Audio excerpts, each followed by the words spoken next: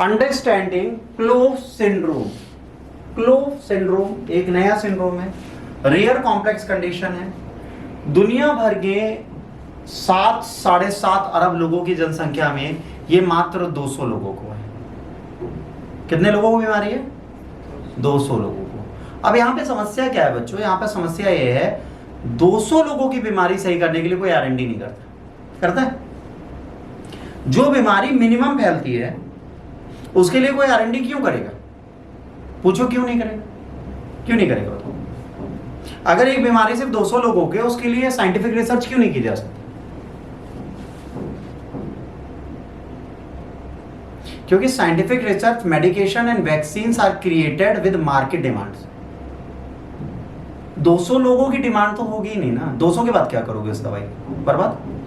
तो इसकी आरएनडी ही होती है, इसका कोई डेवलपमेंट नहीं होता। ऐसी कई बीमारियां हैं बेटा जो मिनिमम लोगों को फैली है, उसका कोई इलाज नहीं। क्यों? क्योंकि हम आरएनडी करेंगे नहीं। ह्यूमन रेस की सबसे बड़ी प्रॉब्लम है महंगी चीजों का इलाज नहीं बनता, सस्ती चीजों का इलाज बनता है। क्यों? क्योंकि जब ज्यादा लोग होते हैं तो दवाई सस्ती होती है। जब 200 लोग होंगे तो आरएनडी इतनी महंगी जाएगी कि 2.5 से 3 करोड़ का एक बंदे को डोज मिलेगा। एक आपने देखा होगा, एक इंजेक्शन चलता है मसल डायरेप्सी का, याद है? 2.5-3 करोड़ का था। सोनू सूद ने भी उसका प्रमोशन किया था कि इंजेक्शन मेरी बच्ची को चाहिए, तो लोग फंड कलेक्ट करके देते हैं। एक बार का इंजेक्शन 3 करोड़ का लगेगा बच्चे को, और उसमें भी सर्वाइवल के चांसेस नहीं पता। क्यों? क्योंकि वो रेयर डिजीजेस है, उनकी वैक्सीन ही नहीं है। वो वैक्सीन क्या सोने के ताबूत में पैक होके आती होगी? नहीं ना, नॉर्मल इंजेक्शन है, बट उसकी आरएनडी इतनी कॉस्टली है कि वो बेच ही नहीं सकते सस्ते में। या तो वो पब्लिक हो जाए तो सस्ती होगी, पब्लिक वो होती है। I clove syndrome is an extremely rare, है ना, congenital condition, meaning is present at birth. Fewer than 200 cases have been reported worldwide, making it a condition that requires specialized understanding and care. दुनिया भर में अभी तक सिर्फ 200 cases मिले और आज भी हमें एक स्पेशलाइज्ड अंडरस्टैंडिंग और केयर की जरूरत है जो हमें पता ही नहीं। जैसे कई बीमारियां ऐसी हैं जिसके बारे में हमें नहीं पता, जैसे खोपड़ी में खुजली होना, इट्स ऑल्सो अ डिजीज। हमको लगता है इग्नोर करते हैं ना हम लोग। छोटे छोटे दाने होना, घमौरी होती हैं लोगों के हिसाब से, कभी रेड है, कभी ग्रीन है, कभी ब्लू है, कभी पपी है, कभी पफी है, कभी मवाद वाले हैं, हम सब इग्नोर करते हैं। सब सेम है हमारे लिए, नहीं है सर, हमें पता ही नहीं क्या है। हम सब सेम समझ के लगाते क्या, नाइसिल, कूलेंट, ये वाला पाउडर, वो वाला पाउडर, सब सही कर दो। हुई समस्या? आइए, the name cloves stands for congenital, ठीक है, लेपोमेटस, ओवरग्रोथ, वेस्कुलर मालफॉर्मेशन, है ना, epidermal nevi and spinal skeletal anomalies scoliosis. कितना प्यारा नाम, इतना प्यारा नाम है, मैं दोबारा पढ़ूंगा। It's good cloves. अब डॉक्टर पास आओ, look you are having vascular, भैया क्या बोले हो? बेटा तुमको क्लोव है, यू ठीक है। जैसे क्या होता है, HIV होता है, HIV का फुल फॉर्म सबको पता है ना, इजी है ना। अब होता बोलते नहीं। ह्यूमन इम्यूनो वायरस तो बोलते नहीं है, उसको भी शॉर्ट फॉर्म में करते हैं, तो इतना बड़ा काय बोलेंगे, इसको भी क्लोव्स बोलेंगे। ओके, हमें क्या हो गया? नहीं ना हो किसी को, जिसको हुआ उसको क्या हुआ? क्लोव्स। ठीक, अब आइए जेनेटिक बेसिस क्या है। एक जीन है जिसका नाम है PIK3CA म्यूटेशन। एक हमारी बॉडी में जीन पाया जाता है जिसका नाम क्या है बच्चों? PIK3CA। ये एंजाइम नहीं बनता। क्यों नहीं बनता? Clove syndrome is primary caused by the specific mutation in PIK3CA gene. एक हमारी बॉडी का जीन है जो फंक्शन करना बंद कर देता है, वो नाराज हो जाता है, कहता सब काम करो, मैं नहीं करूंगा, मैं नाराज हूं। तो सब कहता भाई मान जा, मैं नाराज हूं। क्यों? मुझे काजू कतली नहीं खिलाई किसी ने, जीनों ने सब बांटनी मेरे को नहीं दी। अब वो नाराज है, मुंह बिरा लिया उसने। अब वो 200 लोग तो बर्बाद हो गए ना इस जीन के मुंह बिराने से, ये बिराए बैठे हैं। अब इससे क्या होगा? The gene is crucial as it's codes the protein with the PI3 K enzyme which plays a vital role in many cellular function including cell growth and the proliferation. PI3 K एक enzyme create करता है जो body के cellular muscles को growth करने से रोकता है और रेगुलेट करता है। ध्यान से समझना क्या कर रहा है ये एंजाइम, सेलुलर मसल जो हमारी मसल्स हैं इनके ग्रोथ को कंट्रोल करता है और रेगुलेट करता है। अगर ये एंजाइम ना बने तो क्या होगा, एक लोथड़ा बढ़ता चला जाएगा हमारी बॉडी में। अब क्या करो, मसल मॉल फंक्शनिंग स्टार्ट हो गई, खत्म। ठीक, when mutation occurs PIK3C gene, the PI3 K enzyme can become overreactive या overactive. This overactivity leads to abnormal cell growth, which is hallmark of overgrowth disorder like Clove syndrome. अब जब ये gene खराब हो गया है तो ये क्या करेगा, देता रहेगा, ले एंजाइम मतलब उल्टी करता जाएगा, ले ले ले ले ले। अब दे रहा भाई साहब लगातार, अब एक मसल ले रही है भाई, कितना ले कितना ले कितना ले कितना ले कितना ले कितना, लटक गई। फिर डॉक्टर बा ओ आपको कैंसर हो गया। हमारी कंट्री में, वर्ल्ड में क्या बोला जाता है, over growth of a cell is cancer. Cancer क्या है, over growth of a cell. Cancer और कुछ तो नहीं है, सेम ये भी कर रहा है। तो क्लोव भी क्या दे रहा है, कैंसर ही दे रहा है। ओवर ग्रोथ कभी भी सेल्स की होती है तो कैंसर ही होता है। अब ये भी ओवर ग्रोथ आपको दे रहे हैं, ठीक है। Clove syndrome and the pros spectrum. Diverse pros disorder क्या है ना, PIK3CM म्यूटेशन क्या है, इसके बाद क्लोव्स के सिंड्रोम क्या है। सिंड्रोम क्या है, मसल की एक्स्ट्रा ग्रोथ होगी। इस जीन से क्या होगा, इस जीन से PIK3 एंजाइम का ओवर प्रोडक्शन होने लगेगा, राइट। क्लोव के सिंड्रोम क्या होंगे, मसल की ग्रोथ होगी, बड़ी बड़ी गांठें आ जाएंगी, एक्टिव मास की गांठें और लोथड़े बढ़ते चले जाएंगे, ठीक। और शेयर्ड जेनेटिक ओरिजिन, ये हो सकता है किसी व्यक्ति को हो आपके परिवार में भी और आपका आया हो, आपको पता, ठीक। Recognising the symptoms of the clove syndrome, soft tissues overgrowth. ये जो हमारी सॉफ्ट खाल है ये बढ़ने लगी। जैसे देखो कुछ लोग कहते हैं यार यहाँ पे गांठ आ गई, फिर वो धीरे धीरे बढ़ रही है और बढ़ती चली जाए, समझ लो क्लोव सिंड्रोम हो गया उसको, ठीक। इसके बाद लिम्ब एनोमैलाइज, वेस्कुलर मालफॉर्मेशन पहले पढ़ते हैं। Abnormal development of blood vessels including, है ना, dilated veins visible in chest, arms and legs which में increase the risk of blood clots. आपकी ये जो मसल है यहाँ पर, ये वेन्स बढ़ने लगे और ये विजिबल हो जाए चेस्ट टेस्ट में, मोटी हो जाए तो क्या होगा, ब्लड के ग्रोथ को रोक देंगे ना, ब्लड का फ्लो कम हो जाएगा ना। आप बढ़िया चल रहे हो, जैसे हम लोग क्या करते हैं, बाइसेप्स मारते हैं, क्यों मारते हैं, ये नस दिखने लगे, ये बिना बाइसेप्स मारे नस दिखा देता है। आप ऐसे करो ना करो, नस आपके ऊपर दिखेगी भाई साहब, बिना जिम के है। क्यों, क्योंकि ये माल फंक्शनिंग है।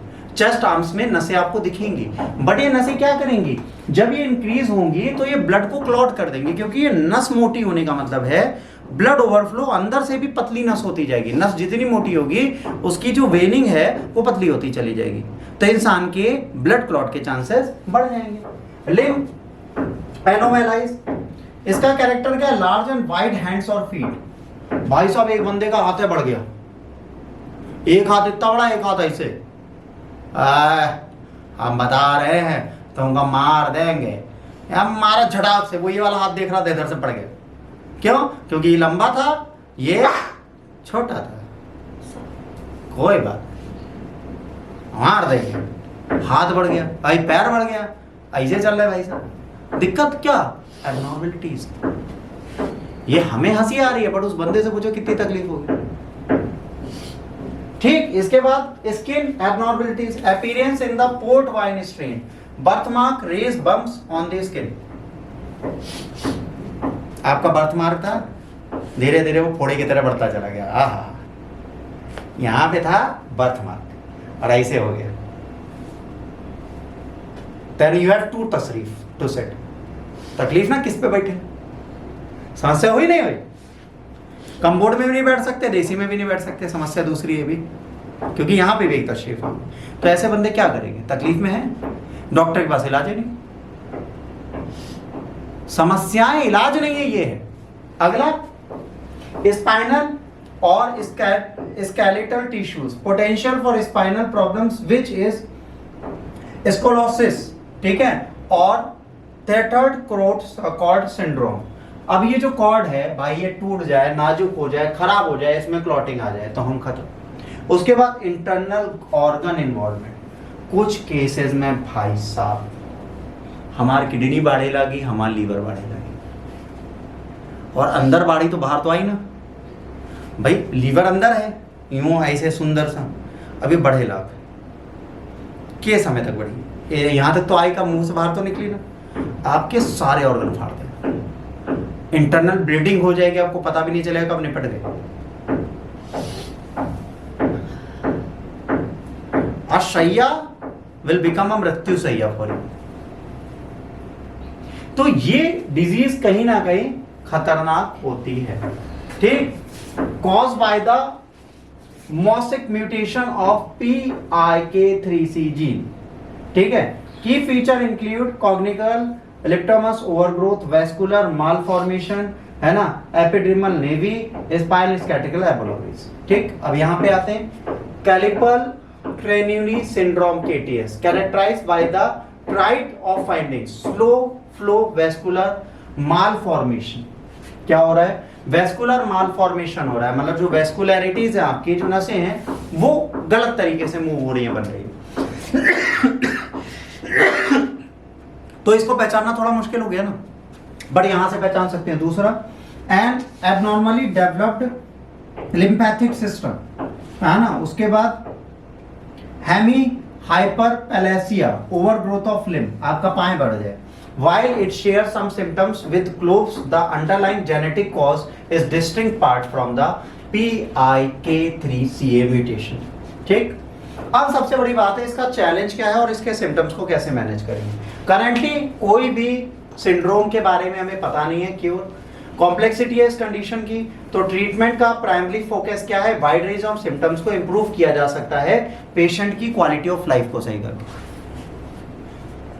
भाई देखो, जीन एडिटिंग बहुत महंगा काम है। कोई कहते हैं gene editing is a very good option, पहले तो वर्ल्ड वाइड कोई ह्यूमन जीन एडिटिंग अलाउ नहीं कर रहा, चाइना करता है, चाइना करेगा नहीं, और इंडियन की तो बिल्कुल नहीं करेगा। ऐसे बोलेगा समझ भी नहीं आएगा, चाइनीज तुम्हें आती नहीं। अब वो कहे आओ लेटो, इतना तो बोलते कम एंड लाई डाउन, फिर बाद में चाइनीज में बोला इंडियन है, इसके 2 जीन और उड़ा दो, तुम लेट गए भाई साहब, उड़ा दो। अब बाद में उठे तो एक म्यूटेशन पहले से 2 ही और आगे अंदर, तो भाई अभी तक कोई इसका ट्रीटमेंट अवेलेबल नहीं है।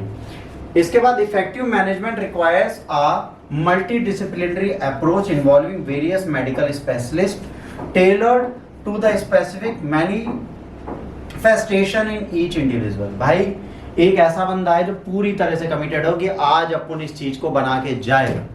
200 लोगों के लिए काहे बनाएगा भाई? तुम्हें एक ऐसी प्लेट बनानी है जिसमें सिर्फ 2 लोग पूरे वर्ल्ड में खाना खाएंगे, और इसके लिए तुम्हें अपना पूरा जीवन लगाना, काहे करोगे? सेम यहां पे हो रहा है भाई। 8 अरब की जनसंख्या में 200 लोग, 2 ही लोग तो हो गए उनके लिए, नहीं करेगा, कोई नहीं करेगा। अब ये क्या है, जेनेटिक्स होता है, न्यूरोलॉजिकल होता है, cardiological, vascular, orthopaedics and oncology, ये सारे डिपार्टमेंट मिलकर काम करें तब ये बीमारी का इलाज बनेगा। कितने डिपार्टमेंट जोड़े के इतने,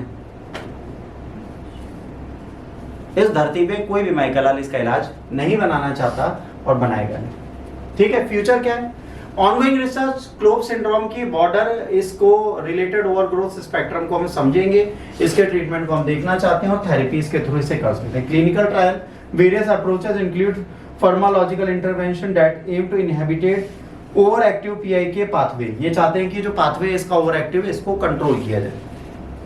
collaboration among international research and the patient, है ना, advocacy groups is accelerating the discovery. कई सारे लोग जो पेशेंट है वो और कुछ फार्मास्यूटिकल कंपनीज मिलकर बैठी हैं, कोशिश कर रही हैं इसका इलाज बना लें, बट सच बताऊं नहीं बनेगा। I will never give you a fake उम्मीद, नेवर हैव दैट, ठीक है। अवेयरनेस इसकी आपको पहले से पता होना चाहिए है क्या। इसके बाद कॉम्प्रिहेंसिव केयर, इफेक्टिव मैनेजमेंट इसका होना जरूरी है, फिर इसका सपोर्ट एंड रिसर्च होना चाहिए। इसके लिए आप सपोर्ट करिए, इसका रिसर्च करिए। याद रखिए, एक साथ मिलकर हम लोग इस सिंड्रोम से बच सकते हैं, एक साथ मिलकर इसके बारे में जान सकते हैं। अगर आपके मोहल्ले में किसी की ओवरग्रोथ ऑफ द टिश्यूज हो रही है, कह रहे हो तुम्हें क्लोव हो गया, और तुरंत डॉक्टर के यहाँ जाओ। फिर डॉक्टर जो होगा ना लोकल एमबीबीएस, उससे कहोगे भाई साहब इसको क्लोव हो गया, कहेगा यूं कहा होती। भाई साहब आधे डॉक्टरों को नहीं पता होगा। खत्म मार्केट।